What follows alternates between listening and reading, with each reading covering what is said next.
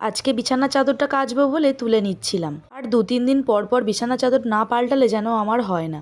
যতই যাই হয়ে যাক না কেন, আমার বিছানা চাদর গোছানো না থাকলে একদমই ভালো লাগে না। তাই জন্য আমি 2-3 দিন পর পরই বিছানার চাদর, বালিশের কভার সব কিছুই পাল্টে নিই। আজকে অনেক জামা কাপড়ও পড়েছিল, তো সেগুলোকে কেচে নিয়ে আমি ছাদে মেলে দিয়ে এসেছিলাম। কালকে যেমন আকাশটা খুব মেঘলা করে রয়েছিল, রোদ একদমই বেরোয়নি, কিন্তু সেই তুলনায় আজকে ভীষণ রোদ বেরিয়েছে। সেই যেন ঠিক গরমকালের মতো রোদ।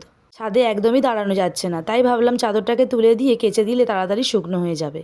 আর সকালে তো বাবুকে স্কুলে দিয়ে চলে এসেছিলাম, আর ওর বাবা তো বাড়িতে আছে, তাই আর চিন্তা নেই, আমরা দুজনে মিলে বাইকে করে বাবুকে আনতে যাব। আর সকালে যে সমস্ত কাজগুলো থাকে সেগুলো তো আমার কমপ্লিট করা হয়ে গেছিল, আর এই বাকি ছিল শুধু আমার বিছানাটাকে গোছানো। তো বিছানার চাদরটা তুলে নিয়ে দেখো ভালো করে আমি চাদরটাকে বিছিয়ে নিলাম, আর এবার এই চাদর টাদরগুলো কেচে নিয়ে আমি স্নান করে নেব, কারণ আজ তো আবার বৃহস্পতিবার। এই বৃহস্পতিবার আমাদের একটু টাইম নিয়ে পুজো করতে হয়। আমাদের প্রত্যেক বৃহস্পতিবার লক্ষ্মীর যে ঘরটা রয়েছে সেটাকে নতুন করে পাততে হয়। সেই ঘরটা তো আমাদের পিতলের কেনা রয়েছে, তো সেটাকে তুলে নিয়ে আবার মেজে ঘষে ওটাকে বৃহস্পতিবার দিনকে পুজো করে আবার পাততে হয়। একটু তাড়াতাড়ি কাজগুলো করছিলাম, কারণ একটু পরেই বাবুর স্কুলটা ছুটি হয়ে যাবে।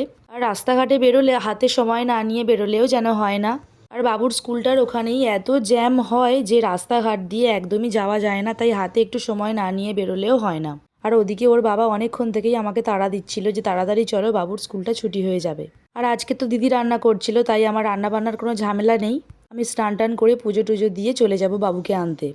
তাই ও বাড়িতে এলে অনেকটা সময় ওকে দিতে হবে, কারণ ওকে স্নান করাতে হবে, খাওয়াতে হবে, ওকে ঘুম পাড়াতে হবে, তারপর ওর আবার ম্যাম পড়াতে আসবে।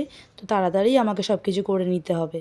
আর এই শীতকালের বেলা ভীষণই ছোট, যেন দেখতে দেখতেই সময়টা পেরিয়ে যায়। তো যাই হোক, আমার তো বিছানা গোছানো একদমই কমপ্লিট, আর এবার বালিশগুলোকে নিয়ে গুছিয়ে দেবো। বালিশের কভারগুলো আমার পরানো হয়ে গেছিলো।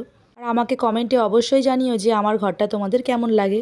কিছু কিছু মানুষ আছে এই ভিডিও করাকে নিয়ে একটু ভুরু কোঁচকায়, কিন্তু সত্যি কথা বলতে আমার বাড়ির থেকে কোনো রকমই প্রবলেম হয় না। আর আমাদের শাশুড়ি মা মানে মা এইগুলো নিয়ে কোনোদিনই কিছু বলে না, আর আমাদের দু বউকে খুবই ভালোবাসে উনি। আর মা ঠিক সারাদিন আমাদের সাথে বন্ধুর মতোই ব্যবহার করে, মেশে। এসব নিয়ে প্রবলেম কারা করে জানো? যারা বাইরের লোক তারা করে।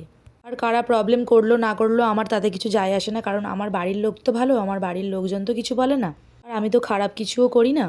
আমার জাস্ট সারাদিনের লাইফস্টাইলটাই আমি শেয়ার করি। আর আমার ভিডিও করতে ভীষণই ভালো লাগে, তাই আমি ভিডিওগুলো ভালোবেসেই করি। আর এই যে খাটটা তোমরা দেখতে পাচ্ছ, এটা কিন্তু আমার বিয়ের খাট, বাবা দিয়েছিল আমার বিয়েতে। আমার ভীষণই পছন্দের একটা খাট, বাবা এটা বাড়িতে বানিয়েছিল। আর আমি এই খাটটাকে খুব ভালোবাসি, আর সুন্দর করে সাজিয়ে গুছিয়ে রাখতে চাই, আর সুন্দর করে রাখিও। আর আমার এই পছন্দের খাটটা তোমাদের কাদের কাদের ভালো লাগে আমাকে কমেন্টে জানিও। আর আমার এই ঘরটা ভীষণ পছন্দের একটা ঘর, কারণ আমার বিয়ের পরে প্রথমেই আমি এই ঘরে এসেছিলাম। তো যাই হোক, অনেক কথা বলে ফেললাম, আর এবার দেখা হচ্ছে তোমাদের সাথে নেক্সট কোনো ভিডিওতে।